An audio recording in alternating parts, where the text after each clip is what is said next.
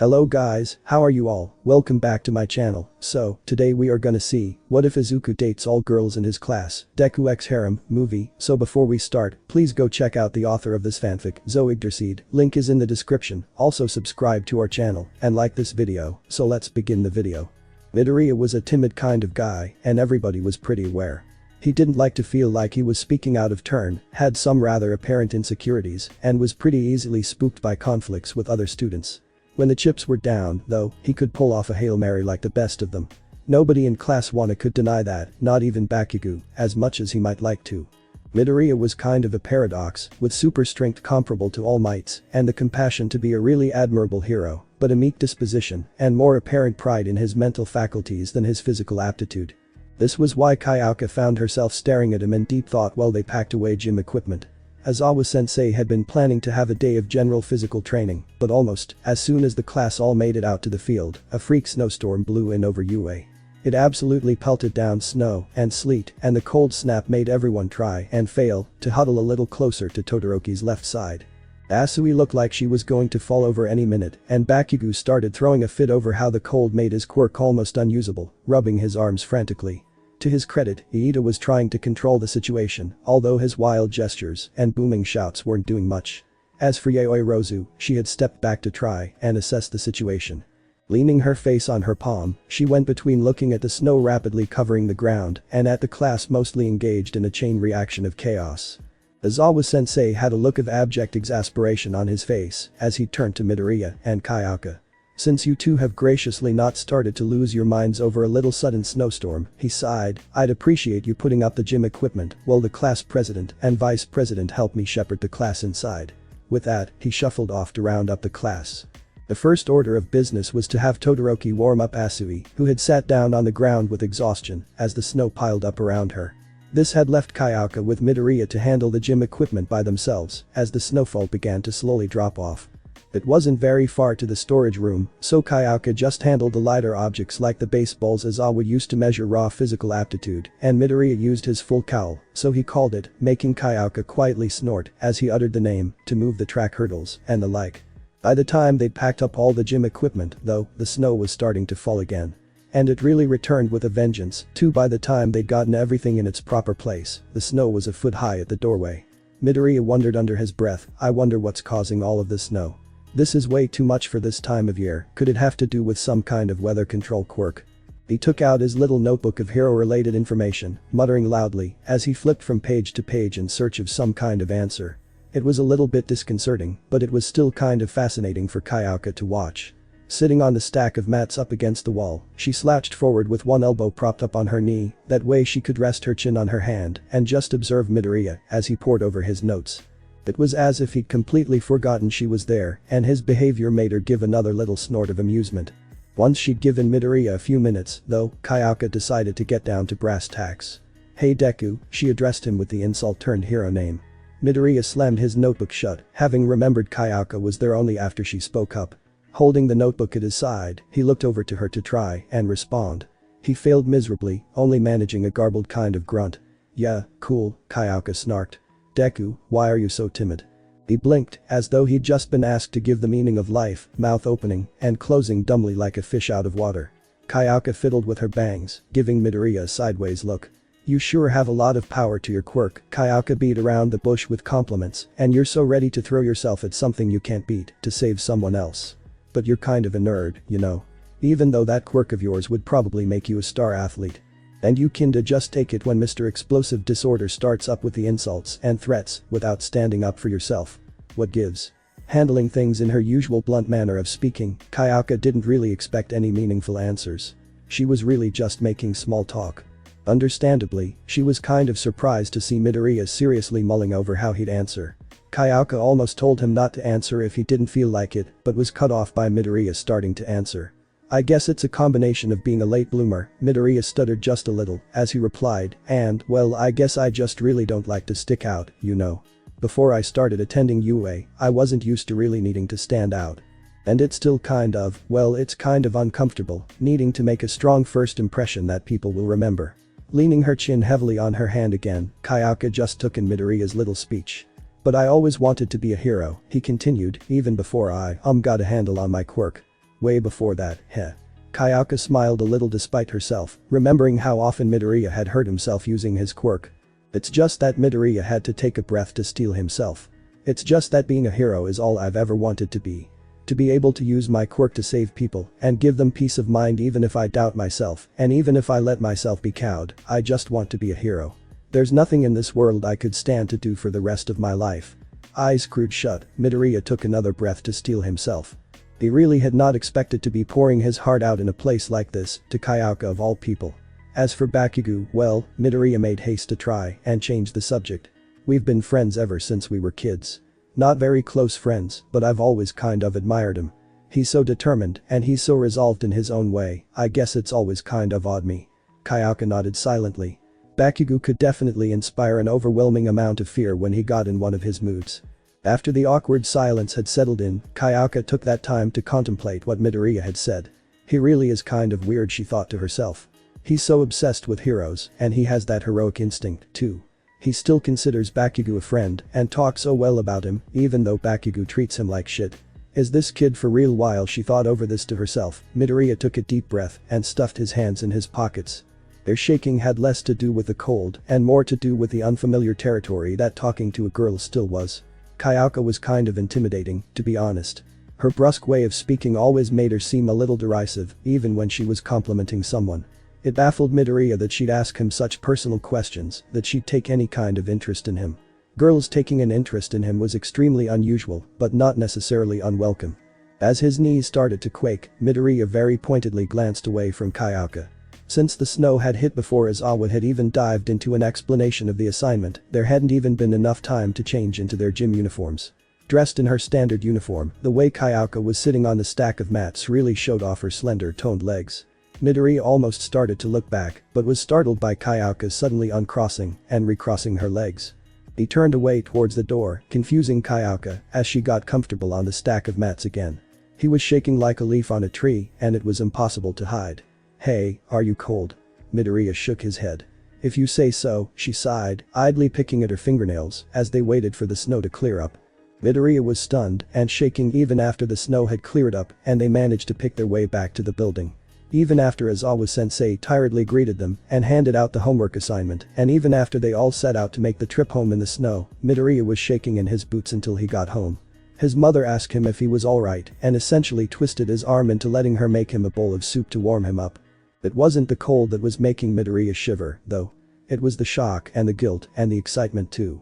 Because when Kayaka had been moving her legs, Midoriya had seen something he was not meant to see. Glittery purple, he muttered under his breath, unable to even touch his soup until it was time to go to bed. The next day, Midoriya could not even look at Kayaka.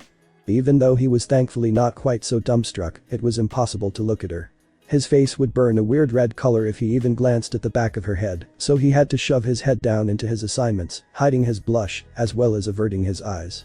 Bakugo gave him an aggravated look, but he always seemed to have an aggravated look. Mineta looked genuinely concerned, but knowing him, just talking to him would clue him into the nature of the issue. It was almost impossible for Midoriya to function with that image running through his head. He'd had the worst perfect timing to catch that split-second glimpse up Kayaka's skirt, and it seemed like she really had not noticed that he'd seen her glittery purple underwear. That didn't assuage Midoriya's distress in any way, though. Honestly speaking, it made him feel 10 times as horrible as it would have if she'd slapped him or stomped on his foot. It meant she didn't know, and that made him feel sick to his stomach with guilt. Nervously running his hand through his tufty green hair, Midoriya sweated bullets as the end of the school day drew near. Did he want to confess his horrible misstep to Kayaka and sacrifice any semblance of camaraderie with her in favor of peace of mind? Or did he just sit on this shameful secret of his and try to muddle through interacting with her for the duration of their time at UA as everyone started to gather their belongings? A terrifying thought occurred to Midoriya. We might have to collaborate in our careers as pro-heroes, his thoughts tumbled through his mind like a dam breaking. How can I handle a professional relationship like that? What if it ruins my performance as a hero? What if it ruins hers? What ifs continued to resound in Midoriya's mind as Kayaka got up. He found his mind struck blank, however, as Kayaka began to walk towards him. Oh god, this was it. She knew, and she was going to absolutely destroy him. She was going to yell at him, call him a pervert, and call him the biggest scumbag in all of UA. She was going to slap him, or stomp his foot, or use her quirk on him like she had on Mineta. As her steps seemed to go on for hours at a time, Midoriya quaked in his seat. He could hear all the things she was going to call him, a filthy hero attacker or a sexually depraved lunatic. The worst thing of all, though, was that Midoriya could not keep an errant and very much unwanted thought from crossing his mind.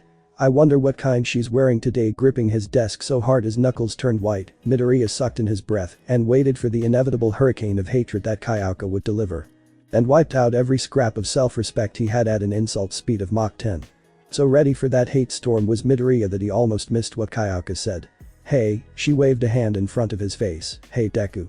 Midoriya. Nerd. Are you there? Midoriya dumbly nodded, amazed that Kayaka had promoted him from Deku to his actual name, then all the way down to just nerd so quickly. Yeah, I wanted to talk to you, Kayaka told him, shouldering a guitar case that she brought to class only once a week. Meet me at the wall behind the PE grounds. Just give me about half an hour, first. I need to hand in an essay to Samantha sensei and talk to Present Mix sensei about something. With that, Kayaka turned on her heel and walked out. Midoriya was left at his seat, lips pursed tightly and his brow slick with sweat. After about 10 minutes, Midoriya left the classroom and a very bemused instructor to rush to the bathroom. He stood at the sink for another 5 minutes, splashing cold water on his face and staring dumbly at his reflection in the mirror. After he sat on the bench outside the restroom to scratch his head for another minute or two, he walked off to take a jog around campus and tried desperately to clear his mind. By the time his half hour to prepare his mind and body was just about up, Midoriya's lap of the campus had brought him right to where he needed to be. As he sidled into the space between the equipment storage building and the wall around the campus, one thought resonated in Midoriya's mind. Kayaka was going to kill me and hide my body. A mental picture of Kayaka knocking him out with her guitar case or her quirk made Midoriya shake violently, anticipating her arrival. Midoriya jumped about a foot off the pile of plywood panels he was sitting on when he heard Kayaka's voice. Yo, she greeted him, sliding her guitar case and her book bag off of her shoulders. Thanks for meeting me back here. Present Mick had to bail on some one-on-one tutoring with my quirk, so I wanted to touch base with him to make sure we'd have time to talk. As comical, Midoriya's mind fixated upon how prudent it was of Kayaka to seek some pointers on a sound-based quirk from a pro with a similar, but more potent quirk. He sat with his legs firmly pressed together, head spinning a bit as Kayaka sat on a crate almost directly across from him. He stared intently at his hands as they gripped his knees with white-knuckle terror, trying, as best he could, to calm his nausea and nerves, as well as making sure to not look at Kayaka. He caught himself imagining her in glittery blue or red panties, and it left him feeling sick with shame once again. When he heard a couple of quiet metallic sounds, it jarred Midoriya into instinctively raising his head. Kayaka had taken out a bass guitar, slinging the strap across her shoulders and leaving the case by her feet. Apparently her book bag had been holding a portable speaker, too, and Kayaka was sitting back up from plugging in her bass. Looking down at her guitar and away from Midoriya, Kayaka patiently tuned the strings, her earphone jack earlobes hovering over the neck while she experimentally plucked and strummed at them. Fascinated by her practiced movements and by the deep throaty sound that crackled out of the speaker, Midoriya felt his mind grow a little more at ease. Although his fears were quelled by Kayaka's relaxed practice with her bass, seeing and hearing her play made Midoriya's heartbeat much, much faster. Was he really getting enamored over her playing the guitar? Kayaka once again broke Midoriya out of his fixated thoughts by patting a crate next to her. Come on, she insisted. Sit here. Despite his apprehension, Midoriya really did not want to say no to the girl he felt like he'd wronged in a very personal way. He left his book bag behind as he shakily stood up and forced his leaden legs to walk over to the crate next to Kayaka. Sitting down, he noticed that the crate he'd been told to sit on was a little bit more narrow than the one Kayaka was sitting on. It also had a bit more space between where it was placed and where the wall towered overhead, meaning that Midoriya had to lean forward a bit to not risk falling backwards. As a consequence, Midoriya was able to get a good look at Kayaka's bass guitar while she idly strummed on it, which he appreciated being able to see better. He didn't quite appreciate the vantage point over her long, lithe legs, though. His heart was beating faster and he was embarrassed to think Kayaka might hear. If she heard his heart thudding away in his chest, she certainly didn't show it. She nodded with satisfaction that she'd gotten her bass guitar tuned just right, and then, she began to play a short little riff. It was a quick one, not just for how short it was, but how quickly the notes were rattled off. She'd strum a rapid set of notes once, then twice, then end the third set with a drawn-out note that reverberated more loudly. She did this only 3 times, then let the strings vibrate to a stop. That's the opening riff to Carnival, a song by The Pillows, Kayaka explained. They're kind of the band that got me into the bass guitar. Them, and an anime called FLCL.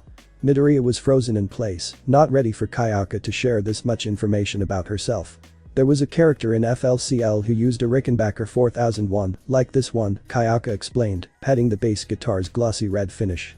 Hers was navy blue, but, well, navy blue was a bit too popular to get for my birthday that year. I've had this bass since I was about 10. She gave a little smile as she strummed on the strings some more, still not looking at Midoriya. Then, Kayaka slid the strap off of her shoulders and stood up. Midoriya had only seen brief clips of FLCL when a friend recommended it, and he had only seen enough to know that robots got hit with guitars in multiple scenes. He seriously feared that Kayaka would give him the same treatment, especially when she sidled up behind him and to the side. Much to his surprise, Midoriya found her slipping the strap down so it rested on his shoulder. "Ayo Kayaka," Midoriya stammered, blushing, as she grabbed his wrist and tugged his other arm through the strap. "Are you sure it's okay for me to play your guitar like this?" He'd almost forgotten how desperately he needed to confess his sins, but only because Kayaka's behavior was taking him completely off guard. Stepping back to look at how the guitar rested on Midoriya, Kayaka nodded with satisfaction. "So long as you don't use your quirk when you're playing it or anything, it's cool," Kayaka jokes. "Just let it rest on you. Get used to the weight." Taking a loud gulp, Midoriya did as he was told. Awkwardly sitting on the wooden crate, he precariously tried to balance not leaning on the guitar so as to avoid damaging it and not leaning too far back so he didn't fall or something. It felt very strange to let the guitar rest on him, but not exactly uncomfortable. Kayaka seemed to be happy with how he was sitting, so she stepped just a bit closer. "Now, try to hold it like I do," she tersely instructed him. Midoriya raised his shaking hands, laying one over the strings and curling the other around the neck. Kayaka commended him, but not quite right. Midoriya was stunned like a deer in the headlights to find Kayaka circling around behind him, her body brushing against his. Much to Midoriya's ever-increasing shock, Kayaka began to lean on him a bit. Her petite chest pressed against the back of his head, and he could feel her slender toned thighs brushing against his back. He could smell the faintest whiff of her ocean spray shampoo, and he almost lost it as Kayaka began to slide her hands down his arms. "Let me show you how to do it," Kayaka quietly said to Midoriya, laying her hands over his. "You've got to hold the headstock more loosely.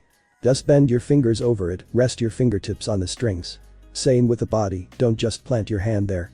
You've got to keep your grip loose so you can pick out the strings." Her thumbs pressed against the palms of Midoriya's hands, and her fingers caressed his own to get them into place. "No, Kayaka chided him, leaning on him a little bit more. "That's not it. You're way too stiff, Midoriya. That was just too much." Sliding out of the bass guitar strap, Midoriya landed ass first on the pavement. Scrambling away, he turned to look at Kayaka, his chest heaving and panting. She was holding her Rickenbacker when Midoriya had gotten away from her, tilting her head to the side to give him a curious look. "Kayaka," Midoriya gibbered in awe of her, "why are you doing this? Why are you touching my hands and he gulped, shaking, as he sat there on the dusty pavement. He had a feeling like he knew why Kayaka was doing this, and it made him feel very confused, plus a little uncomfortable. Kayaka calmly stepped over the wooden crates, sitting down to unplug her bass guitar and stow it back in its case. After redoing the metal clasps on the guitar case, she tucked her little speaker into a pouch on her book bag. Then she just sat there, looking anywhere but Midoriya for 5 long minutes. When Kayaka finally spoke, it was to ask a question. "Deku," she defaulted back to that nickname, "do you have any idea how much of an impact you've had on the whole class?" Midoriya blinked like he'd just been blinded with a flashlight. "There isn't a single person in class who doesn't have something to say about you," Kayaka continued, kicking her foot back and forth. "The way you were ready to flunk the entrance exam just to save your Raka, even though the examiners would have probably stepped in before she got hurt. The way you gave up the seat for class prez to Iida, even though Iida voted for you, not for himself. The way you called out Todoroki at the sports festival and got him to use his left side. You've managed to just blunder your way into everyone's minds, you know." She bit her tongue just in time to avoid adding, "and even into some of our hearts." Finally, Kayaka decided to not tap dance around that one issue. "I know you saw my, Kayaka admitted, crossing her legs. Midoriya looked straight at the pavement, ready to just start issuing apologies like a fountain. "Don't freak out over it," Kayaka hurried to stop him, holding her hands up. "Geez, I'm not good with the dogged nice guy type I knew you saw, right when you saw. I was a little embarrassed, but I'm not that shy.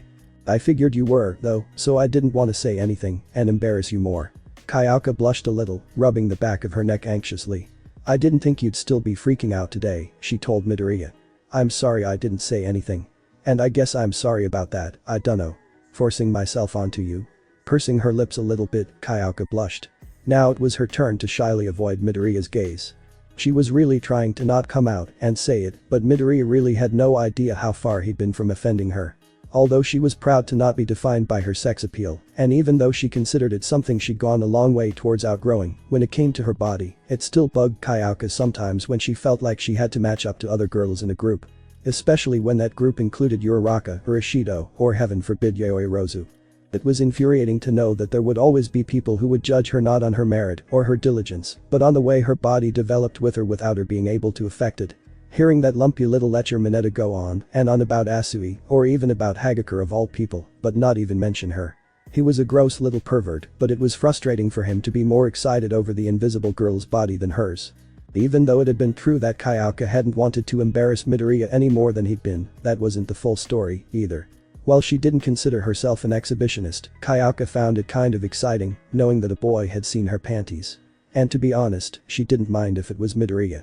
He was a nerd of the highest order, but even though he was so timid compared to most of the other guys, he was still so earnest about being a hero. It was kind of inspiring, knowing he came to UA with nothing but the desire to be a hero. Not to make money, not to validate himself to someone, but to be able to use his quirk to save people in danger. Some people, including Kayaka, at times, might find it silly, but it was endearing all the same. That was why when Midoriya had poured his heart out to her yesterday, it had made Kayaka's heart skip a beat. For just a minute, his words had touched her a little bit. Seeing him rubbing the back of his neck, looking at the ground next to him, that freckled face of his looked awfully embarrassed. Kayaka intended to reassure him that they were cool, and then just kind of parted ways. But then, Midoriya started talking. I don't know if you want to bother with it after everything else, and I understand completely if not. Midoriya found the words tumbling right out of him, but, Kayaka, could you teach me how to play the bass? Did he really ask? He was giving that lopsided smile of his up at her, his big green eyes hopeful she'd say yes. Well, Kayaka stuttered for a second. Well, since I had to take a rain check with Present Mix Sensei, and since I had made time in my schedule for it beforehand, I have a few hours to kill. She surprised Midoriya by yanking him to his feet and excitedly hugging him. Sorry, she jumped back, sheepishly brushing her fingers on his shirt. Yeah, I have a few hours to kill, so Kayaka twiddled her thumbs a little. So you wanna go hang out? I know this one cafe that's pretty cool. Both of them were awed to realize that Kayaka was basically asking Midoriya out on a date. She blinked rapidly, stunned by her own request, and hopeful Midoriya wouldn't freak out. Instead, he grabbed his bag and slung it over his shoulder. I'd love to, he answered gleefully, returning her hug. Kayaka hurried to collect her own book bag and guitar case, ready to show Midoriya the way to the cafe. Moving her guitar case to hold it at her other side, Kayaka reached down and interwoven her fingers with Midoriya's. She stopped him long enough to lean over and whisper in his ear, making Midoriya turn beet red. In case you were wondering, she grinned mischievously, they're red. Attending UA was very much a privilege that Midoriya was immensely proud to have earned. He was still intimidated somewhat by the imposing exterior of the school, even though walking through the school gates in the morning made him so excited. The walk to class filled him with energy and anticipation, all the way up to sitting down. Once he sat down, though, the class started and things changed somewhat. Aizawa-sensei would walk in, greet the class, and introduce them to the day's assignments. He'd eventually trade off with another teacher, and then another, and another. The class would diligently or less than diligently do their assignments until the time came to head home at the end of the day. Barring some kind of massive interference from external forces or some kind of tumultuous examination of the class's abilities, it was usually kind of monotonous. Midoriya felt guilty that he felt that way at all, even if he was fairly sure students like Bakugo were far more unsatisfied with the lack of action. This, too, was a leg of the journey to becoming pro-heroes, and it was all a part of what they all signed up for. Even then, Midoriya could not escape his wanting some kind of excitement. It was a very high school level sentiment to react to tranquility and success with a desire for an upset or for some greater challenge that made them fear failure desperately. Midoriya was a little bit scared by this sentiment taking hold of him, but he really could not ignore it. What on earth could he do about it, though? Where could he find some kind of break from the daily doldrums without endangering himself or his performance? This inner conflict had been brewing in Midoriya's gut for about a week when, at the end of the school day on Friday, he was surprised by a hand on his shoulder. He looked over and realized that an invisible touch had gripped a hold of him. A giggling voice noticed his brief confusion, coming from somewhere within a floating schoolgirl uniform. Hey there, Deku, Hagakure greeted Midoriya with his chosen hero name. I can call you Deku, right? That's how heroes address each other, right? Or is it okay to call you Midoriya? This was a new and surprising kind of situation, to be sure. No, Midoriya stammered, breaking out of his shock. Midoriya is fine, Hagakure. The girlish kind of giggle she responded with was a bit peculiar when the girl's face could not be seen. Her skirt swished side to side around her invisible thighs, as if she were swinging her hips side to side. It was always kind of hard to read her when her body language was only implied by the clothes she was wearing. If she was wearing them at a given time, that is. Hagakure got a little bit impatient with how the conversation was stalling out. So, she cut through the silence, "What's your homework situation looking like?" Midoriya shrugged as he pulled on his book bag, mumbling that it was no more than usual. "That's good," the invisible schoolgirl replied, one sleeve raised, as if pumping her fist in the air. "I've got a little bit less than usual, since I've been trying to get on top of all my subjects like never before." Just as he began to wonder what Hagakure was getting at, Midoriya got an answer of sorts that made him blush. "So, Hagakure learned her invisible body a little bit, you wanna hang out this weekend?" "Wait, what? I was thinking about tomorrow. I'll meet you right outside of the school at 3 p.m. Does that work for you?" Midoriya stammered, "Sure." "Oh god, why?" had he answered without thinking. "Awesome," Hagakure clapped with unseeable hands. She rounded the front row, picking up her book bag before circling past Midoriya again. "Then it's a date," she giggled, leaving Midoriya to stand rooted in place. His brow was slick with sweat, his eyes bulging, lips pursed a little bit. Midoriya struggled to form the simple syllables. "A date." Midoriya was still trying to figure out how he felt as he walked to meet Hagakure. For an invisible girl, she was definitely cute as a button. Always full of energy, boundlessly quirky, and with a very good sense of humor, Hagakure was definitely able to stand out in spite of, and to an extent, because of, her innate invisibility. Midoriya was honestly surprised he'd not talked to her more, with how vibrantly her personality shone through. The fact that he'd barely talked to her weighed heavily on his mind, though. "I wonder what it is that she wants," he thought to himself. "Does she really just want a date? Does she want to get something from me? What could it be?" If that's the case, it took all of Midoriya's willpower to keep putting one resistant foot in front of the other, to not turn and walk home. He'd finished most of his homework and had made time today for whatever Hagakure wanted to do.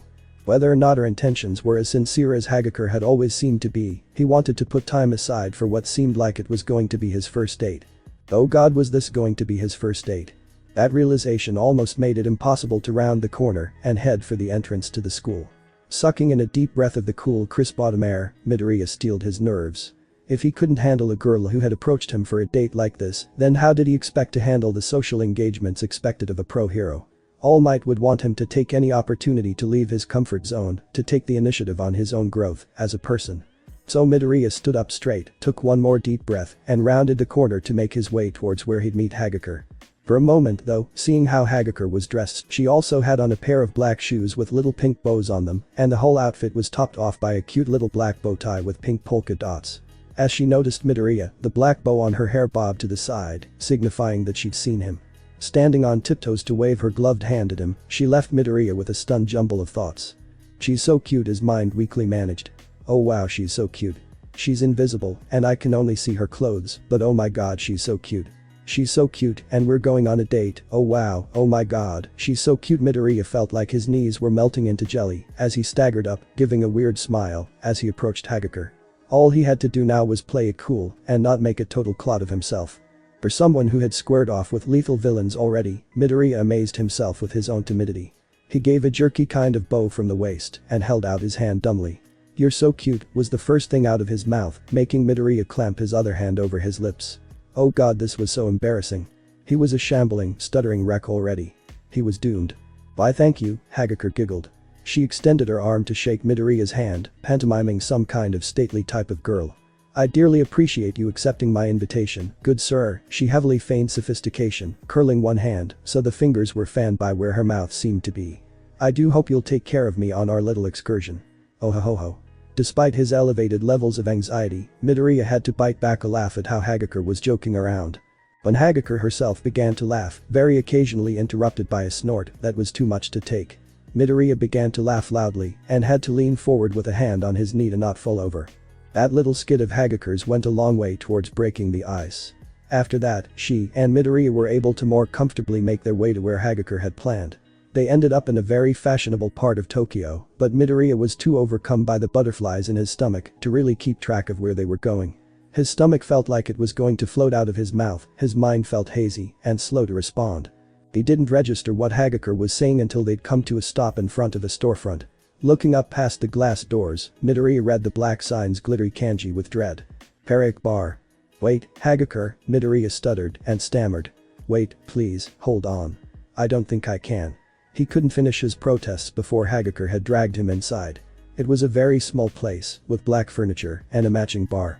The stage had a black curtain with glittery sequins, and the man tending the bar seemed to know Hagakure pretty well. After she'd left Midoriya to sit down heavily at one of the tables, Hagakure went over to the bartender to talk and order something. She spent a few minutes chatting with him, whilst Midoriya stared intently at the edge of the table. How had he let himself get dragged into this kind of situation?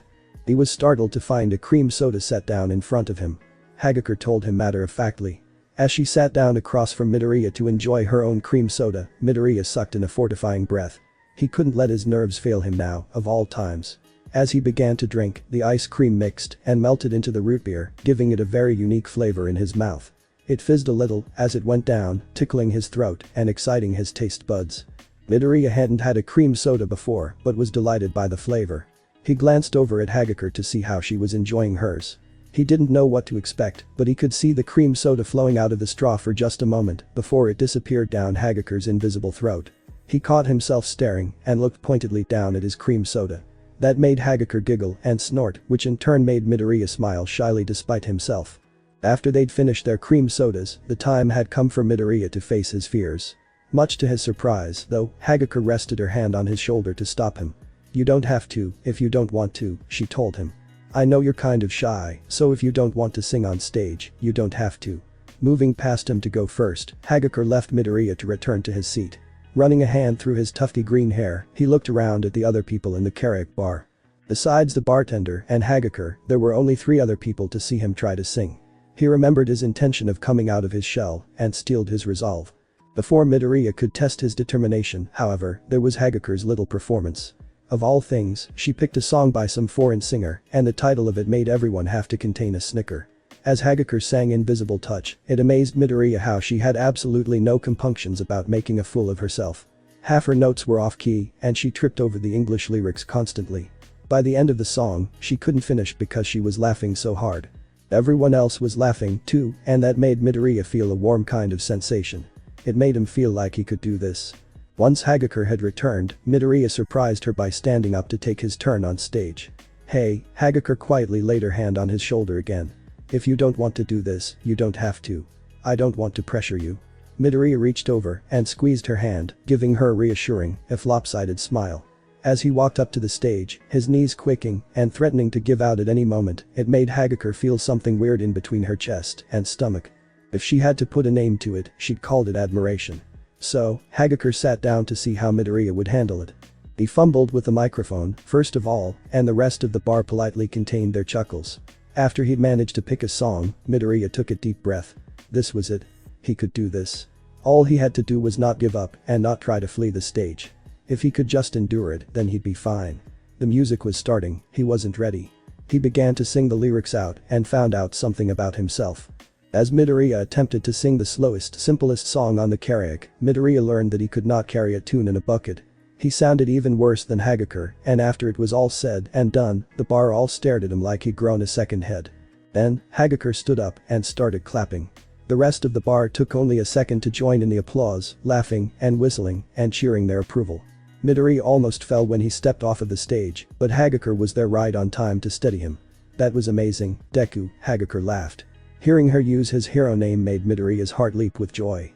He felt like his insides were melting and felt like he could float right off the ground as he walked out of the bar with Hagakure. He felt absolutely amazing, more than he ever thought he could on a date like this. By the time they reached their next stop, Midoriya had come down enough to tell where they were. It was a very weird shop on the corner, with scarecrows and Christmas trees visible through the front windows.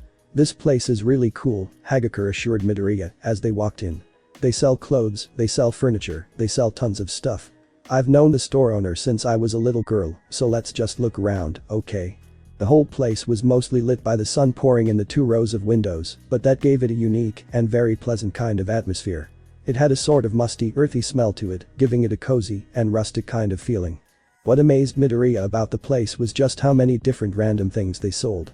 There were old-fashioned wagon wheels, there were karakuri dolls, there were paintings and statues. It was amazing how down to earth the place was, at the same time as being so endearingly tacky. There were aisles of clothes near the back, and what an odd variety of clothes they were. There were huge glasses, gaudy imitation jewelry, and vividly colored clothes galore. Midoriya and Hagakure ended up trying on random accessories just to laugh at how ridiculous they looked, like two kids that had been let loose in their mother's closet. It was so much fun, Midoriya's face hurt from laughing so much. After a few minutes in the clothing section, Midoriya took notice of some low bookcases near the checkout counter. Hagakure peeked up over the discount bin, giggling, as she tracked Midoriya's gaze. One of the girls who helps run this place is a huge book fan, Hagakure told him. They sell all kinds of books. Novels, light novels, textbooks, comic books, and manga. Midoriya's heart skipped a beat at the mention of comic books. Did that mean superhero comics? Surely it did, right? Hagakure laughed quietly, turning to go towards the changing room. In his rush to head over to the book section, Midoriya failed to notice that Hagakure wasn't bringing a change of clothes with her. Over at the shelves of books, Midoriya was taken aback at the variety of comics alone. There was a little bit from every age of comic book superheroes, and plenty of obscure heroes were represented, too. Midoriya managed to find a couple of comics starring heroes he'd never even heard of before. Just as he was starting to get engrossed, though, he felt someone tap his shoulder. He turned to look, but nobody was there. Raising an eyebrow, Midoriya decided he was imagining things. That way, he could go back to checking out the comics. But when he felt another tap to his shoulder and heard that distinctive girlish giggle, his face turned white as a sheet. A second later, his face turned beet red. Ha, ha, Midoriya failed to even say her name for a minute. Ha, Hagakure. He heard another giggle and an invisible hand poking him in the side. Struggling not to giggle at the gesture, Midoriya hoarsely whispered, Hagakure, what are you doing? Why are you naked? He looked over towards the cash register. A girl with a third eye and glasses to match was perched on a stool, engrossed in some kind of incredibly ancient-looking book. She had not yet looked up, and if she did, it would just look like Midoriya was freaked out. The fact that Hagakure was teasing him like this was definitely enough to freak him out, though, so Midoriya raised his question again. Shenanigans, Hagakure whispered in his ear. He felt her hip rub against him, and Midoriya's body temperature skyrocketed. His body was in absolute crisis mode, trying to ignore Hagakure's poking and prodding. If he just ignored her, surely she'd get bored and then get dressed again, right? Well, Midoriya certainly hoped that was the case. He was standing ramrod straight, trying not to move and bump into Hagakure in any way. This whole situation had set his blood to a boil, and he tried desperately to annoy the tent he was pitching right now. It ached and strained, but he just had to hold on and hope Hagakure would cut it out. A few minutes passed, and he could see the curtain on the changing room flutter around. Thankfully, there had been no one else in the store to see the trials and tribulations Midoriya had just gone through. An older couple walked through the door, but Midoriya was able to shuffle off towards the clothing aisle, evading the possible questions about him being hard as a rock in front of the superhero comics. He met Hagakure there and stammered in an attempt to get an explanation for her behavior. I was getting practice with my stealth, she chimed. Come on, Midoriya. Don't be so stiff. Midoriya groaned at that choice of phrase, but followed Hagakure out. To be honest, he wasn't really angry with her. He wasn't even all that surprised, to be honest. He'd anticipated some kind of mischief on their date, and after he'd finished his homework, Midoriya had spent an hour to mentally preparing himself. It went without saying that he could never have prepared himself for what Hagakure had just pulled, but it wasn't as if it was entirely unwelcome. Since they hadn't gotten caught, Midoriya could now revel in the thrill of Hagakure's little prank going off without a hitch. Not to mention the fact that a girl had just been naked right next to him and he hadn't passed out in a heap on the floor.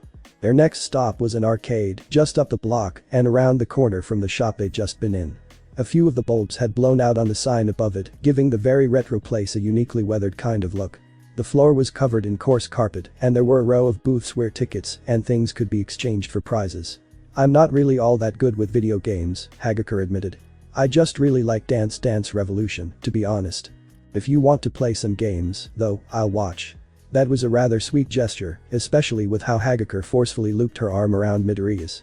Faced with all the flashing lights and beeping music, Midoriya was a little bit overwhelmed at first. He'd never been in an arcade before and wasn't exactly an avid video game player.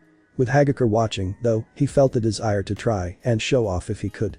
He found a relatively simple machine, watching how the kid before him played the game. So it's a platformer with timed levels, Midoriya muttered to himself. There has to be a route you can take to get to the end as quickly as possible. But you get points for defeating enemies, too. Do I want to prioritize the fastest time possible or the most enemies defeated?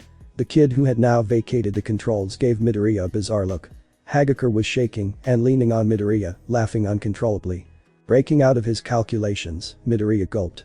He stepped up to the machine, shakily took a quarter out of his pocket and inserted the coin. All things considered, Midoriya did well for his first time playing. He managed to place 5th out of 20 top scores listed on the machine and got plenty of tickets to boot. As they went up to the booths, Midoriya looked over the prize options. Going out on a limb, he picked a stuffed animal that looked like a sleepy anteater and exchanged all of his tickets for it. To Hagakure's surprise, he handed the odd little plushie over to her. Just a little thank you present, he gave that adorable lopsided smile. Hagakure hugged the anteater tightly, then bounded over to hug Midoriya, too. They spent the end of their date sitting on a bench in the park, watching the sunset. I had such a great time, Hagakure, Midoriya gushed to the invisible girl beside him. I've never done things like this.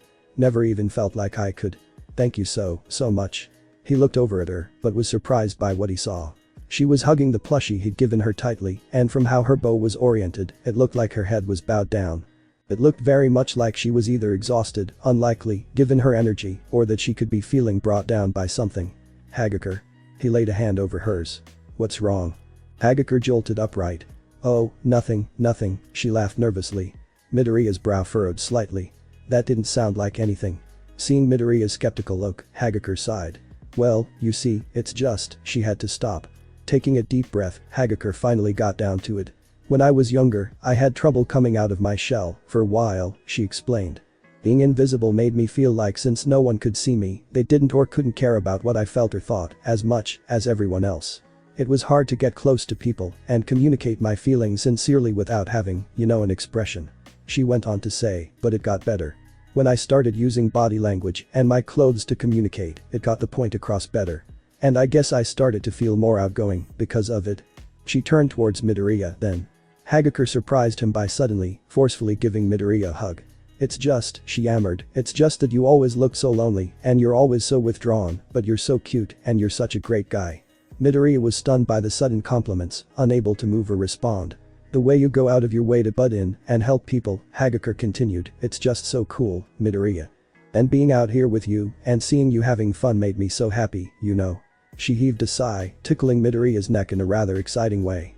I just don't want this to end, she sighed. At that, Midoriya jumped up, bringing Hagakure with him. Don't worry about that, Hagakure, he beamed.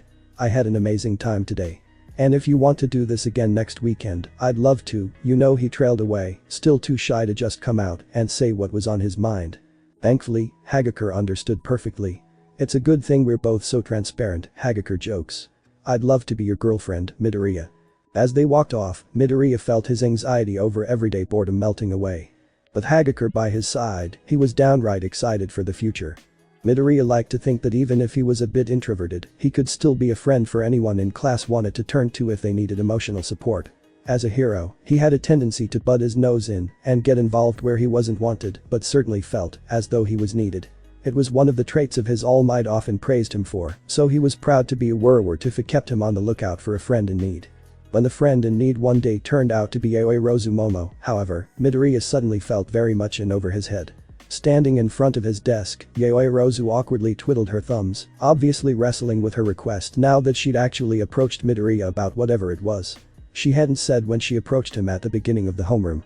All she told him was that she needed his help after class and then left it at that for the whole day. As for Midoriya, he was a bit shell-shocked to be talking to Yaoyorozu right now. He was always shell-shocked to be talking to her, to be quite honest. It wasn't just her physical attractiveness, although Yaoyorozu certainly had beauty in spades. No, it honestly had more to do with the combination of her beauty and her brains.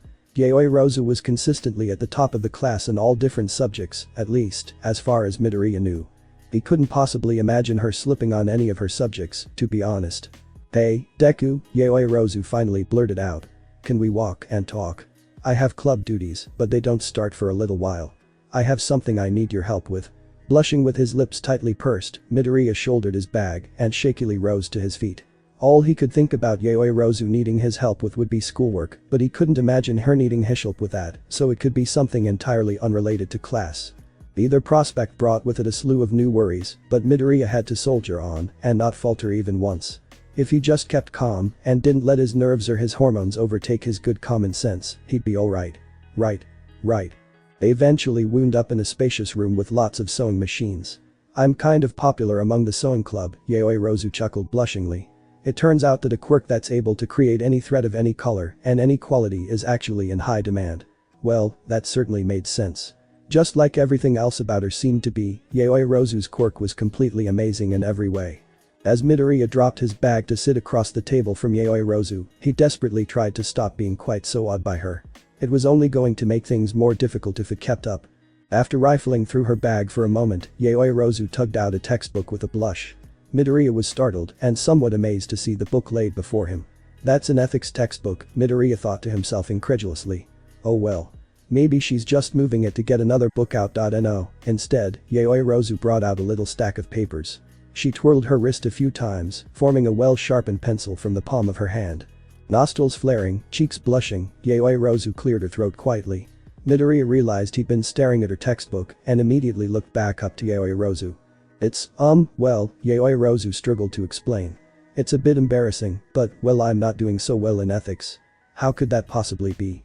It's not like I don't understand right and wrong, Yaoyorozu rushed to assure Midoriya. It's just, well, I know what I want to put down, but it all keeps coming out wrong. Fiddling with her pencil, Yaoyorozu blushed and glanced anywhere but Midoriya. I know the basic answers to the questions, but my answers always feel like I'm phoning it in, Yaoyorozu explained sheepishly. I read over them, and I feel like my answers don't capture the spirit of an ethics class, you know. I don't feel like I convey how much I believe in the subject matter. Well, that problem was easy enough to understand, Midoriya supposed. No less than 2 minutes passed before Yaoyorozu dropped her next bombshell. I'm barely staying above a D right now, she admitted shamefully. Midoriya had to give a double take at that. Yaoyorozu nodded, looking like she might actually start crying. I can't bear to fail any of my classes at UA, Yaoyorozu hiccupped. Especially not something like ethics. Awkwardly tipping forward into a bow, Yaoyorozu desperately beseeched Midoriya, please, Deku. Is there some way you can help me? It obviously took a lot of willpower for Yaoyorozu to ask for help, and it very apparently embarrassed her to no end. It was really unpleasant seeing the normally resolute Yaoyorozu Momo bowing her head and begging for help. There was only one way Midoriya could respond to that. Of course I'll help, he responded brightly. I mean, we're both students here. If I needed help with any of my subjects, I know you'd do the same. As Midoriya spoke, he felt the words forming naturally and without his control over them. We all need help, sometimes. Even the best of us. As Yaoyorozu looked up, she gave Midoriya a look of what almost seemed to be disbelief. If I'm lying I'm crying, and I'm not shedding a tear, he threw out one of All Might's favorite witticisms. Just promise me you won't feel like you owe me a debt or something, alright? Yaoyorozu smiled, trying and failing to hide how she wiped a tear from her eye. Without further ado, Midoriya and Yaoyorozu settled in to figure out her homework. Midoriya was quite relieved to find that it was indeed not the ethical nature of the assignment that had stumped Yaoyorozu. Instead, she really did just have trouble putting her thoughts on the page and was quite adamant about making each page of the essay as good as possible. It was kind of funny how stubborn Yaoyorozu was about making every word choice matter, and thankfully, she conceded after only a little bit of insistence where necessary. As a result, the two of them working together had completed Yaoyorozu's paper just in time for her club to start. Thank you so much, Deku, Yaoyorozu beamed across the table. I know you said to not feel indebted to you, but, is it okay if I repay you somehow? Please. Rubbing the back of his head as he stood up, Midoriya mumbled an indistinct response. Thank you so much, Yaoyorozu giddily replied, quietly clapping her hands in excitement. Thank you, Deku. You won't regret it. Somehow, Midoriya had a feeling she might be wrong about that. 2 days passed without any mention of Midoriya helping Yaoyorozu with her schoolwork. As things slowly seemed to return to normal, Yaoyorozu effortlessly staying at the top of the class ranking and Midoriya maintaining his own comfortably high rank, he began to hope that Yaoyorozu had decided to not follow through on her insistence that she repay him. His hopes were dashed on the 3rd day, a Friday. Hey, Deku, Yaoyorozu suddenly spoke up, startling him. Can you meet me here in 2 hours? She handed Midoriya a neat little pink card with an address on it in red letters. Bakugo looked absolutely disgusted with Midoriya's reaction. Eyes stuck wide open, mouth opening and closing like a fish out of water. He muttered something about Midoriya getting a hold of himself before he loudly went to flounce his way out of the room. Mineta was stone cold shocked, watching as Yaoyorozu strolled away. Pursing his lips and taking a deep breath, Midoriya opted to grab his bag and go before Mineta made a scene. The lumpy little lecher was obviously not happy about Midoriya getting some attention from Yaoyorozu. It wasn't as if Midoriya was pleased as punch about it either, being a bit socially awkward as he was. He just hoped Mineta got over it by the time class was back in session on Monday. 2 hours later, Midoriya stepped off the subway at the location Yaoyorozu had designated on her card. Shinjuku station was as crowded as Midoriya had heard it always was, and he had to try to politely navigate the cramped sea of people to try to find Yaoyorozu. It made his anxiety levels skyrocket to be sandwiched between so many people he didn't even know, to barely be able to take a breath without feeling like he was infringing on someone else's personal space.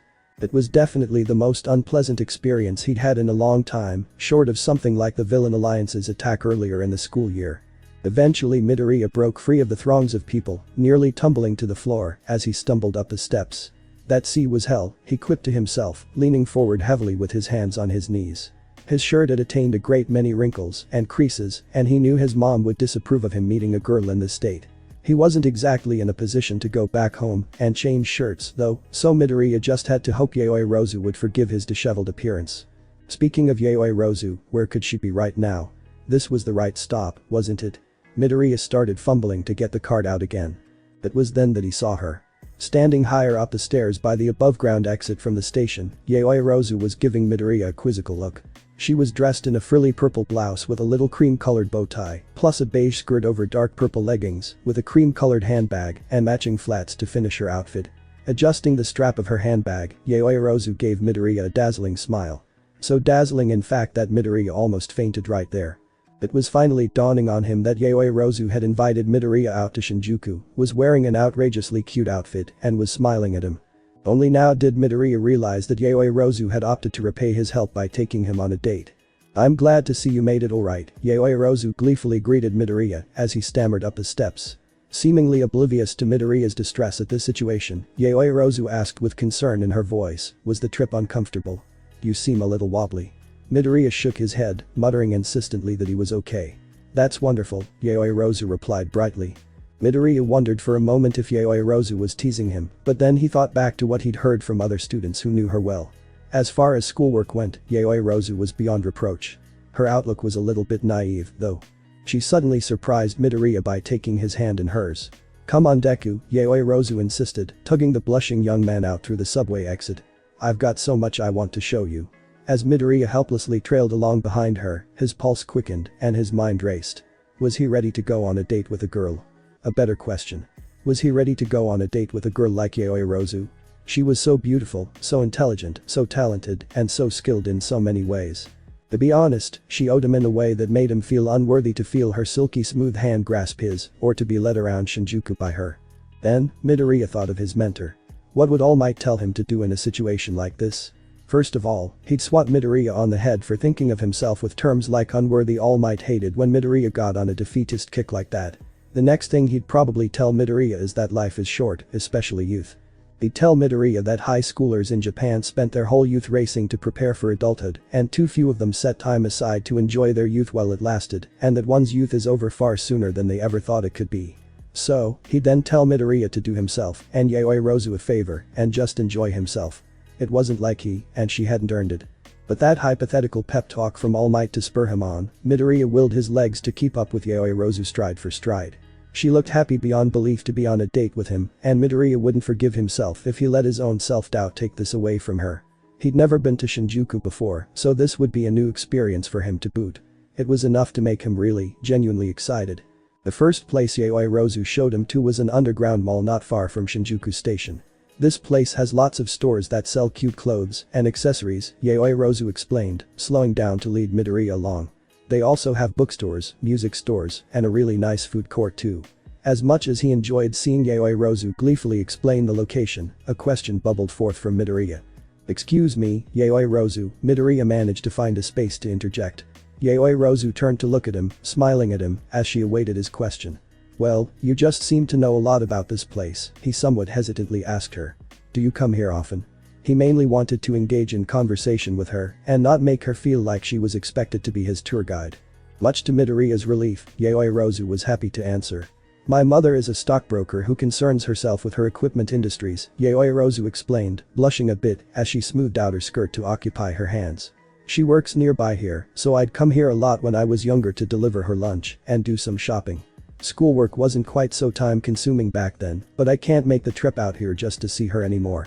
It impressed Midoriya that Yaoyorozu was able to finish her classwork with enough time to spare back then. It didn't surprise him, necessarily, but it still was very impressive. As they walked towards a nearby bookstore, it was Yaoyorozu's turn to ask Midoriya questions. "So, Deku," she used his hero name affectionately, "what do you think of my outfit?" Brushing her fingers across her skirt, she smiled over at him. "Is it cute?" Midoriya wasn't ready for a question like that. He blushed and stammered, "It's really, really cute." Midoriya had answered louder than intended, and he could hear some passers-by snicker just a bit. Now good and embarrassed, Midoriya looked up to see Yaoyorozu's reaction as she walked ahead of him. She was absolutely beaming, practically skipping right along as she approached the bookstore. Well, at least he'd made her happy, even if he'd embarrassed himself a bit. Browsing through the bookstore, the two of them picked up some items that interested them. Yaoyorozu went for some art books from some anime, admitting with a blush that she really enjoyed flipping through the pictures to relax after studying. Midoriya opted for some Silver Age comic books, going red in the face, as he admitted he was fond of the cheesy one-liners and unrealistic moral standards. The two bought their choices and headed out to read them, sitting on a bench by a water fountain to enjoy the cool underground air as they enjoyed their purchases. Just sitting beside Yaoyorozu and reading with her was an extremely pleasant experience. She didn't judge Midoriya for his choice of reading material, just peeking over once in a while to read along with him. Despite how intimidating she was in every way, once he got to know Yaoyorozu, Midoriya found she was unbelievably kind. She was smart, skilled, and extremely talented, but never once looked down on him or anyone else. Well, except for perhaps Mineta, but everybody had to look down on Mineta in one way or another. Midoriya gave a quiet snort at the little snipe he'd accidentally thought up, but Yaoyorozu didn't question him on it. After they finished reading, Yaoyorozu politely offered to carry Midoriya's comics in her bag. No, that's fine," Midoriya replied. "I should have brought my school bag with me, but so long as we don't do a lot of shopping, I'll be fine." He was relieved to see that it didn't seem to infringe upon Yaoyorozu's plans in any major way. If his own lack of forethought had ruined what Yaoyorozu wanted to do, that would make him feel quite guilty. As they walked to the escalator, Yaoyorozu held Midoriya's hand the whole way. It was hardly unpleasant to feel those smooth, slender fingers loosely wrap around his own, swinging side to side slightly as they walked. Midoriya's face began to heat up though, and he sincerely hoped his hormones wouldn't start getting the better of him now. Back on the street, Yaoyorozu led Midoriya to a bus stop nearby. "The place I want to show you to is a little far," Yaoyorozu explained. "I hope you don't mind if we take the bus there." Midoriya shook his head, adjusting his grip on the bag his comics were in. Thankfully the bag didn't weigh too heavily on his palm, so he wouldn't have to worry about his hand falling asleep or anything like that. When the bus rolled up, Yaoyorozu and Midoriya boarded and paid their fare in kind. There were no seats open, so they had to sidle up next to each other and hold the rubber hoops overhead. Were this anyone else, Midoriya would not have had a problem. However, Yaoyorozu was a fair bit taller than him and was a young woman of exceptional proportions. Due to how they had to stand, Midoriya was put in quite a predicament. As the bus started to move, Midoriya realized with dread that he was going to spend the entire trip with his face right next to Yaoyorozu's chest. He could smell her body wash from this close to her, the scent of peaches making him breathe deeply on impulse.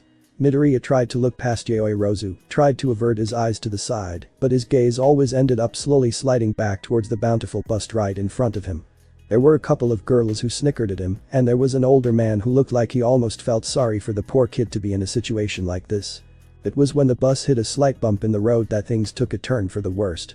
Yaoyorozu stumbled for a moment and caught herself, but didn't realize she just closed the distance between herself and Midoriya. Her hip was pressing against his navel, and more problematically, her chest was halfway squashed against his face. Midoriya's mouth was covered, and he dared not try to say something right now. He just tried to desperately keep his eyes on Yaoyorozu's face and not on anyone else riding the bus with him. Just to really complete the embarrassment, he could hear the quiet snap of one of the girls nearby taking a picture. Absolutely perfect. By the time their stop came up and Yaoyorozu tugged the cord for them to get off, Midoriya could smell nothing but peach body wash. They both disembarked from the bus and Yaoyorozu blithely chatted as she smoothed her skirt down again. "I'm sorry if I crowded you a little bit," she sheepishly apologized. Midoriya shook his head, his lips too pursed to form words right now. He looked up to see the sign of their current stop and was legitimately excited to see that it was a museum dedicated to superheroes. The museum was exciting, to say the very least. There were mannequins garbed in classic superhero costumes, display cases of old superhero equipment, and entire exhibits dedicated to modern superheroes like Backdraft and Mount Lady. When Midoriya saw an autographed photo of All Might with a bunch of civilians he'd saved from a crumbled building in the background, Midoriya felt his heart swell and his throat close up.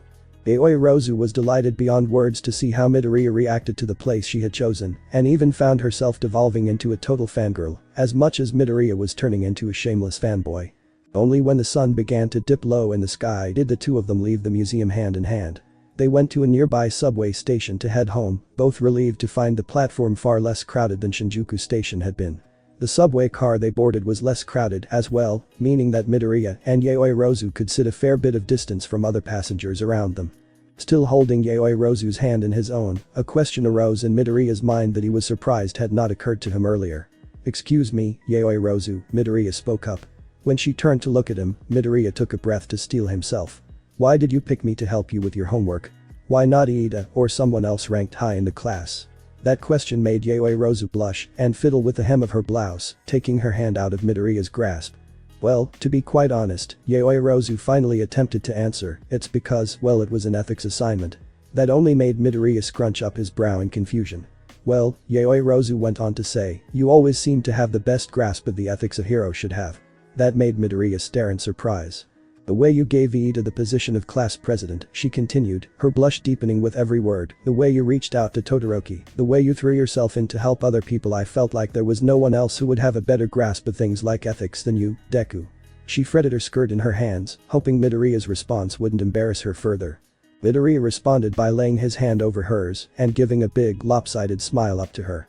"I'm so honored that you would say that about me, Yaoyorozu," he told her quietly. "And it would make me the happiest guy in school if we could, maybe do this again next weekend." His blush intensified as Yaoyorozu leaned over and silently hugged him, but Midoriya managed to return the hug without fumbling. He was so glad he'd allowed himself to enjoy his date with Yaoyorozu. More than anything else, though, Midoriya was thrilled beyond belief that he could look forward to spending more time with her. Hopefully Mineta wouldn't take it too hard. If there was one thing Midoriya prided himself on, it was his diligence that reliably got him through tough times. He hadn't given up when his own lack of a quirk had barred him from being a superhero, he hadn't given up in the face of All Might's training regimen, and he hadn't given up when Izawa-sensei seemed resolute on failing him and the rest of the class. When Midoriya hadn't been strong enough, he trained his body to match the challenge. If he ever wasn't quite up to snuff on his academia, he'd study laboriously until he was able to claw his way out of mediocrity to retain his fairly high-class ranking. Dedication was what Midoriya prided himself on, most of all. On the list of traits Midoriya was proud to possess, one of the less bombastic examples than determination was how he was able to help inspire people. He liked to think that he made most of his classmates feel better about themselves, uplifting them and spurring them on to bigger and better things. He'd certainly lit a fire under Todoroki, no pun intended, and he liked to think he'd helped Ida through some of his complexes regarding the mantle of ingenium he intended to take on in his brother's stead. It made Midoriya feel good to make others feel good, and that felt to him like the kind of quality a hero should have. The ability to enjoy and promote the happiness of others. There were times, however, where he really wished he could let some things pass without getting involved. There were times where Midoriya got in way over his head and ended up regretting his altruistic tendencies afterwards. Sure, butting one's nose in was considered by All Might to be a heroic kind of trait, but it was also the trait of bleeding heart types whose urge to help out got themselves in hot water. And so, without really thinking about it, Midoriya approached Mina Ashido after class. Her horned head was buried in her arms, her shoulders heaving up every so often before falling again with a loud sigh. She'd been like that for 5 minutes after class ended, and Midoriya had kept an eye on her, even while he spoke to the teacher about homework. The teacher gave Ashido a tired look, then left her and Midoriya to go grade papers and decompress. With a deep breath to fortify himself, Midoriya made his way over to Ashido. "Hey, Ashido-san," he greeted her. Is everything alright?" Ashido heaved with a big sigh. "No it isn't," she groaned loudly. "If I don't get an A on the test tomorrow, I'll flunk out. And if I flunk out, my dad will kick my ass. The sudden oath made Midoriya flinch, and Ashido sighed as she rose up. Sorry, she told him, rubbing at her eyes. I shouldn't waste my problems onto you." No, Midoriya raised his hands placatingly. "No, it's fine, Ashido-san. I'm happy to listen to your problems." And then, Midoriya did it. He made an offer he couldn't take back and which would change the direction his life would take for the immediate future. In fact, he stuttered, "How about I help you study for the test?" He gave a loud gulp, inwardly cursing himself for making that offer so casually. What had he done? Ashido raised her head, her mouth hanging open slightly. Then she smiled, and her whole face lit up. Wow, really? You do that for me? You're the bomb, Deku. Ashido sprung from her seat, wrapping her arms around Midoriya's shoulders. She spun around him once, twice, then slung herself off, grabbing her school bag along the way. Meet me outside, and we'll walk over to your house. Thanks, dude. The momentum from spinning around with Midoriya carried Ashido until she sprinted out of the classroom, leaving Midoriya behind. Lips pursed, as if he'd just bitten down on a particularly sour lemon, Midoriya gave a deep long-suffering sigh. Well, he muttered, adjusting his grip on his bag, I guess I have only myself to blame if this goes badly. As he made his way down the hallways of UA, Midoriya tried to think positively. Sure, he felt like he wasn't outgoing enough to really do well as a tutor, but had done a lot of studying for the test beforehand. With his understanding of the subject matter, he was sure that he could muddle through and help Ashido prepare. Right, it was going to be fine. When Midoriya finally emerged from the front gate, he found Ashido waiting with her bag slung over her shoulder. Sup, she greeted him warmly. I hope you don't mind if we do this at your place. My parents are a little intense. Midoriya shook his head, still unsure of himself and unable to find his voice. Thanks, man, Ashido sighed with relief, falling into step beside him. You're a lifesaver. Side by side was how they walked, took the subway, and eventually made their way back to Midoriya's house. Being so close to Ashido made Midoriya realize a few things. For one thing, she had an odd but pleasant fragrance around her, like bubblegum crossed with strong citrus. For another thing, she had really great thighs. Sure, they were an odd shade of pink, but the way her skirt swirled around them made it hard for Midoriya to keep his eyes off of them. It took a lot of mental discipline to keep his eyes elsewhere when Ashido would walk in front of him, peering around at the sights of the city with that characteristic zeal. Her energy was infectious, though, and made Midoriya look at his surroundings with a bit more interest than before. Eventually they arrived at his house, discarding their shoes by the door. Please let me explain before you say anything, Midoriya desperately insisted. My mom, as you'll probably find out as soon as we head in. Ashido nodded very seriously and followed Midoriya in without saying a word. Immediately Midoriya's mother rounded the corner, holding a spoon. Welcome home, son. I was just making. She took notice of Ashido and stopped short. She dropped the spoon with a clatter, folded her hands over her mouth, and began to get teary-eyed. My little boy has brought a girl home, she wept with joy. Oh, hold on, let me go out on a trip for some groceries. I'll leave you two alone. So hurried was she to leave that Midoriya's mother didn't even let her son explain himself, nor did Ashido even get a chance to say hello or goodbye. In moments Midoriya's mom had bustled out of the door, leaving the two of them in silence. Wow, your mom is pretty funny, Ashido laughed. I guess this is an opportunity for us to do this and that. When she saw how pale Midoriya went, Ashido laughed and waved her hand to dismiss his worries. Don't worry, I'm not going to try to fool around like that, Ashido reassured him. We're just here to study, yeah. Sufficiently reassured, Midoriya nodded with a smile. He led Ashido to his room and plopped down on the bed, taking out his pencil and some paper. So, Ashido-san, he asked as Ashido got comfortable on his bed. It occurred to him that there were going to be 3 tests tomorrow, it being close to the end of the semester and all. Which test do you need help with? Ashido paused for a moment. She opened up her heavily decorated school bag and began to pull out textbooks. She pulled out a math book, a literature book, and an ethics book. All 3. Just as Midoriya began to panic, though, Ashido put the math book and ethics book back in her bag. She gave a little snicker, and Midoriya realized she'd been teasing him just now. He almost wanted to be offended, but all he could do was just giggle along with her. Ethics is kind of a cakewalk, and I get math pretty well, Ashido explained. But I guess I dunno. Somehow I just don't get literature stuff. I can't remember the names of characters, or how a poem is supposed to be set up, or what the parts of a plot arc are. You know. Midoriya nodded and moved over to look over Ashido's work with her. Somehow he managed to keep a level head when his leg bumped up against her thigh. As they studied, Midoriya found that despite some assumptions he was ashamed to admit he'd had, Ashido was in no way unintelligent. When he put into practice some of his own study techniques to help her out, Ashido started to pick up and memorize the information quite rapidly. All she needed was someone to help her focus, was all. Hours later, the two walked to the front door, laughing uncontrollably.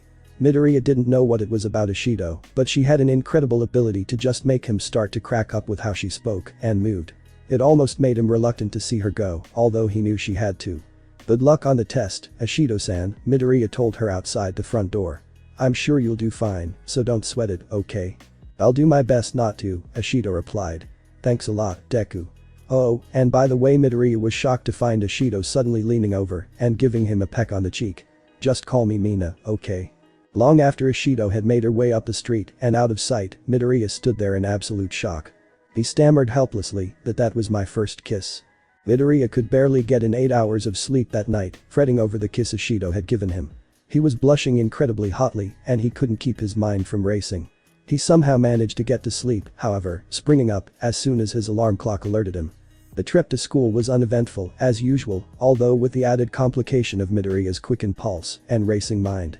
He managed to make it to UA without making a Freudian slip or anything, and got to class without any incident, too. That necessarily brought with it new complications, though. Ashido wasn't there yet, but she probably would be, soon. Midoriya sat heavily in his seat, sweating bullets and gripping his knees for dear life. "Excuse me, Deku-san," a familiar voice suddenly startled Midoriya. "You seem like you're nervous. Is it the tests today?" Iida gesticulated as wildly as usual, although the look of concern on his face was a bit more sobering than the motions of his hands. No, it's nothing," Midoriya sheepishly reassured the class president. "I studied a lot to get ready. Don't sweat it, okay?" Iida took a pause, as if he intended to question Midoriya further. He smiled, though, and went off to chide Bakugo for propping his feet up on the desk. That left Midoriya alone with his thoughts, as he tried desperately to grapple with his feelings. Ashido was nice and all, and she hadn't kissed him on the lips, thank goodness. Still, she was the first woman besides his mom to ever kiss him. Was he prepared to handle this kind of situation? Judging by how his body and mind were reacting, Midoriya felt like the answer was a resounding no. And just like that, she walked in. Now more than ever before, Midoriya found it impossible to ignore how Ashido's swaggering hips rolled side to side, or how her smile absolutely dominated her expression. While she talked to Asui, Midoriya tried desperately to make himself unnoticeable. He failed, and Ashido threw him a thumbs up. Midoriya shakily returned the gesture, trying to ignore how Mineta and Bakugo stared at him. Iida took notice as well, but mercifully let the gesture pass without comment. Without much further ado, class was in session. The day was pretty humdrum, with only a pop quiz to shake things up before the literature test. Midoriya had finally calmed himself enough to properly take the test and found that he could confidently answer most of the questions without dithering or questioning himself. He hoped Ashido had the same experience. He'd hoped that, but wasn't ready for her to bound up to him at the end of the day to tell him about it. "Dude, that cram session helped me so much," Ashido clapped him on the shoulder. "I actually like knowing how to answer most of those questions. You really are the bomb, Deku." Snickering at how Bakugo angrily stormed out at her bomb comment, Ashido clasped her hands around Midoriya's fingers. "Dude, I have so got to make this up to you," she insisted. "The weekend starts tomorrow, so meet me in front of your house at 7, okay?" She went to leave, but stopped to turn, smile, and tell Midoriya, "Oh, and wear something comfortable. And don't bring your book bag, it'll weigh you down. Gotta bounce." Ashido grabbed her bag and left with such exuberance, she almost started skipping. Midoriya more or less floated home, nervous beyond comparison. What could Ashido have planned? Would it be safe? Would it be embarrassing to him? Midoriya ate his dinner and drifted up to his room in a blur. All too soon it was 7 o'clock and his mom came knocking on his door. "Honey, that girl from before is out there," she gleefully told him. "Be sure to treat her nice, okay? Do whatever she tells you. Unless it turns to peer pressure. But I'm sure it won't." She giddily left Midoriya to get ready, changing out of his school uniform and into some casual clothes. He then left the front door and beheld Ashido. She was dressed in something similar to her superhero outfit.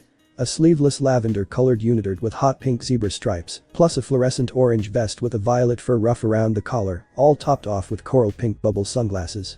She looked truly outrageous, and it was honestly a little intimidating. "Come on, don't stand there with your mouth hanging open, Deku," Ashido giggled. "You'll catch flies that way." She winked at Midoriya, resting her hands on her hips.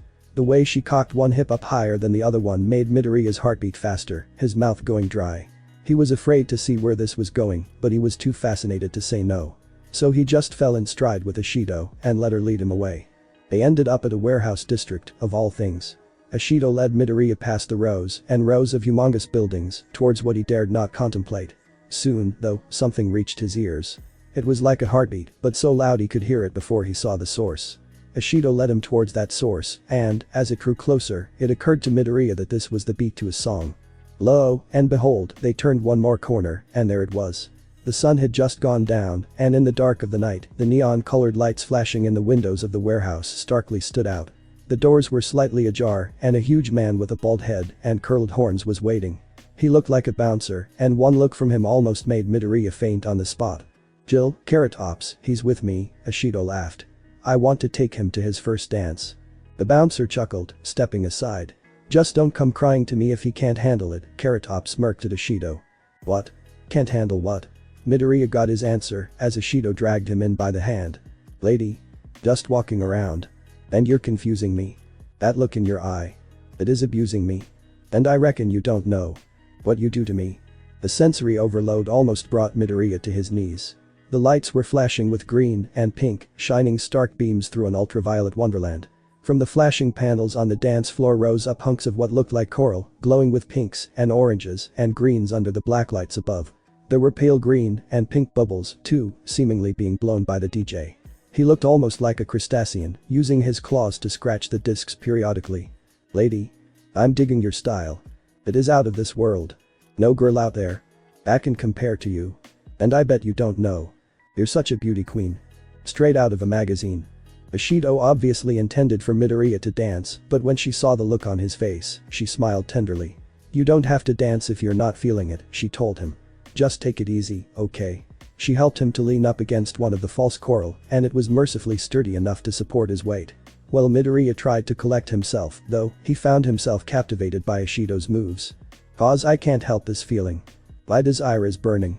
You've got to set me free, unleash what's inside of you. My desire's burning."